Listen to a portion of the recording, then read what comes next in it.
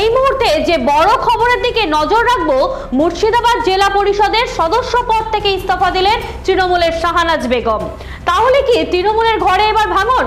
এদিন মালদা বিভাগের কমিশনের কাছে ওই ইস্তফাপত্র পাঠিয়েছেন তিনি। আর এই পদত্যাগের জেরেই জোর জল্পনার রাজনৈতিক মহলে। তাহলে কি এবার মুর্শিদাবাদে তৃণমূলের লাগাম নিয়ন্ত্রণহীন হয়ে পড়েছে? শাহানাজ কি ফিরছেন তার পুরনো দলে? এখন পর্যন্ত আমি কোনো কংগ্রেসে ফেরার পরিকল্পনা নিইনি।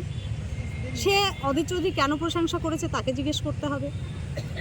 আমার দিক থেকে আমি বলছি, আমি ফেরার কোনো কংগ্রেসে ফেরার মতো এখনো পর্যন্ত কোনো ডিসিশন নিইনি। যদি নিই ভবিষ্যতে জানতে পারবেন।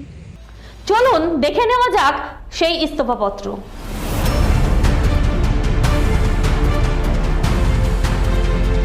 দিন কয়েক আগে দল থেকে তাড়ানো হয়েছে ভরতপুরের বিধায়ক হুমায়ুন কবিরকে।